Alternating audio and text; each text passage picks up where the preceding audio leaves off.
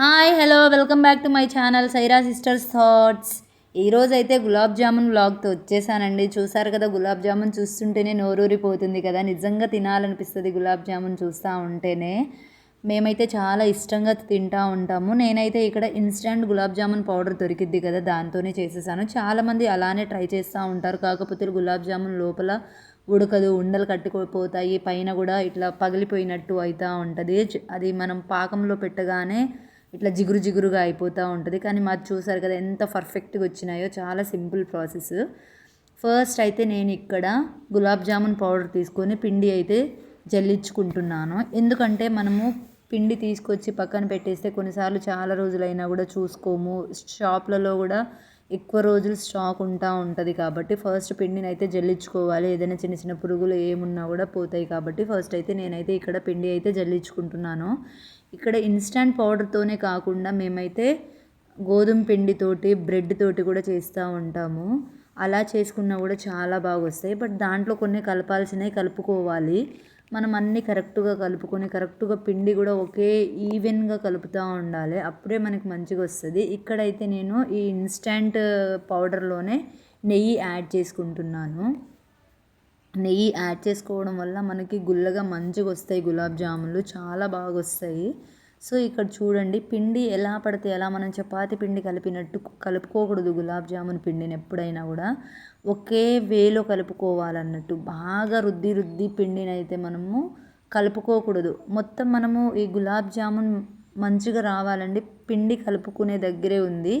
ఇక్కడ నేను వేడి చేసి చల్లార్చుకున్న పాలను మాత్రమే పోసుకొని కలుపుకుంటున్న పిండి. పచ్చి పాలతో కలుపుకుంటారు చాలామంది, బట్ పచ్చి పాలతో కాకుండా వేడి చేసిన పాలతో కలుపుకుంటేనే చాలా బాగా వస్తాయి గులాబ్ జామున్లు. ఇలా కలుపుకోవాలి పిండి. ఇలా చాలాసార్లు మేము ఎప్పుడు చేసినా కూడా చాలా పర్ఫెక్ట్గానే వస్తుంది గులాబ్ జామున్ అయితే. ఈ ప్రాసెస్లో ఒకసారి మీరు కూడా ట్రై చేయండి, చాలా బాగా వస్తాయి గులాబ్ జామున్. నేను చెప్తున్నానని కాదు, మీరు ట్రై చేస్తే మీకే తెలుస్తుంది.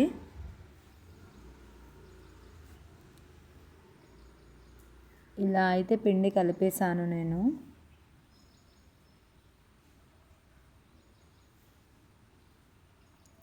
ఇలా కలిపి పిండిని పక్కన పెట్టేయాలి.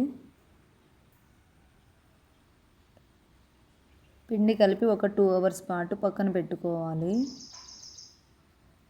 2 అవర్స్ పాటు పక్కన పెట్టేస్తే ఇక మనకి పిండి చక్కగా గుల్లగా వస్తుంది.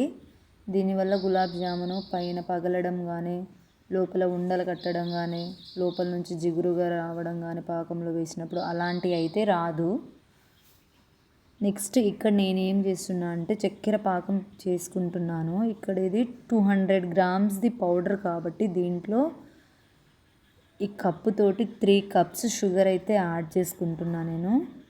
3 కప్స్ షుగర్కి వాటర్ 3 కప్స్ వాటర్ అయితే యాడ్ చేసుకోండి. వాటర్ యాడ్ చేసుకున్న తర్వాత ఒక 10 to 15 మినిట్స్ ఉడకబెట్టుకోండి. మనకు చక్కెర పాకం అనేది రెడీ అయిపోతుంది.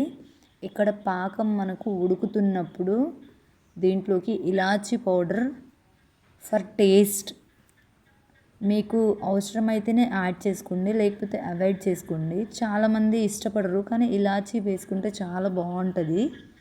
నెక్స్ట్ ఇక్కడ వెనిలా ఎసెన్షియల్ లైట్గా ఒక 2 డ్రాప్స్ యాడ్ చేసుకున్నాను. మీకు అది కూడా అవసరం అనుకుంటేనే వేసుకోండి, లేకపోతే అవాయిడ్ చేసేయండి. మనకి ఇక్కడ బేకరీలో దొరికే గులాబ్ జామున్ లాగే రావాలంటే కొంచెం ఫుడ్ కలర్ యాడ్ చేసుకుంటే ఇంకా కలర్ఫుల్గా ఉంటుంది. మేమైతే ఇక్కడ యాడ్ చేయలేదు. ఇలా చక్కెర పాకం అయితే రెడీ అయిపోయింది. దాన్ని అయితే పక్కన పెట్టేయాలి, ఎందుకంటే ఇక్కడ జామున్లు రెడీ అయ్యేదాకా అక్కడ పాకం అనేది చల్లబడిపోయిద్ది కాబట్టి. నెక్స్ట్ ఇక్కడ జామున్లు తయారు చేసుకుంటున్నాను. నేనైతే ఈ సైజులో చేసుకున్నాను. మీకు ఇంకొంచెం పెద్దగా కావాలన్నా చేసుకోవచ్చు, చిన్నగా కావాలన్నా చేసుకోవచ్చు, సిలిండ్రికల్ షేప్ కావాలన్నా చేసుకోవచ్చు, ఏ షేప్లోనన్నా చేసుకోవచ్చు. నేనైతే ఈరోజు ఫస్ట్ వీడియో పెడుతున్నా కాబట్టి సర్కిలే చేసుకుంటున్నాను. గులాబ్ జామున్లు సర్కిల్ అయితేనే చాలా బాగుంటాయి కాబట్టి. నెక్స్ట్ టైం చేసినప్పుడు సిలిండ్రికల్ షేప్ చేసి కూడా పెడతాను. ఎవరికన్నా కావాలంటే కామెంట్ పెట్టండి, కంపల్సరీగా చేస్తాను నేను. ఇలా గులాబ్ జామున్లు అన్నీ చేసి పక్కన పెట్టేశాను. నెక్స్ట్ డీప్ ఫ్రైకి సరిపడా ఆయిల్ యాడ్ చేసుకొని స్టవ్ వెలిగించుకొని కడాయి పెట్టుకున్నాను. ఆయిల్ ఇక్కడ మనకి బాగా హీట్ అవ్వాలి. గులాబ్ జామున్ చేసుకునేటప్పుడు ఆయిల్ బాగా హీట్ అయితేనే జామున్లు అనేవి మంచిగా వస్తాయి మనకి. ఇక్కడ ఆయిల్ బాగా హీట్ అయిన తర్వాత గ్యాస్ అయితే ఆఫ్ చేసేయాలి. ఆఫ్ చేసేసిన తర్వాత జామున్లన్నీ వేసుకొని మనం ఇక్కడ డీప్ ఫ్రై చేస్తే జామున్లు అనేవి ఒకే కలర్లో అండ్ మంచిగా ఉడుకుతాయి అన్ని జామున్లు. ఎప్పుడైనా కూడా మనం గులాబ్ జామున్ చేసుకునేటప్పుడు ఫ్లేమ్ ఆన్లోనే ఉంచి ఫ్రై చేయకూడదు. ఆయిల్ బాగా హీట్ అయిన తర్వాత ఆఫ్ చేసేసాక గులాబ్ జామున్లు వేసుకోవాలి. చూసారు కదా ఎంత చక్కగా అవుతున్నాయో. వీటిని ఇట్లా ఈవెన్గా కలుపుతూ ఉంటే ఆల్ సైడ్స్ మనకి గోల్డెన్ కలర్ వచ్చేస్తుంది. ఇలా గోల్డెన్ కలర్ వచ్చేదాకా ఈవెన్గా మంచిగా కలుపుకుంటూ ఉండాలి. లాస్ట్లో కొంచెం స్టవ్ వెలిగించుకోండి, సిమ్లో పెట్టుకొని చక్కగా ఫ్రై చేసుకోండి. ఈ కలర్ వచ్చిన తర్వాత సిమ్లో పెట్టుకోండి, గ్యాస్ ఆన్ చేసి. మంచిగా మనకి గోల్డెన్ కలర్ వచ్చేస్తాయి జామున్లు. సేమ్ ఇదే ప్రాసెస్లో డిటో ఫాలో అవ్వండి. అసలు మీరు ఎప్పుడు చేయని వాళ్ళైనా ఎప్పుడైనా ఫ్లాప్ అయిన వాళ్ళైనా కూడా మంచిగా పర్ఫెక్ట్గా వచ్చేస్తాయి మీకు జామున్లు.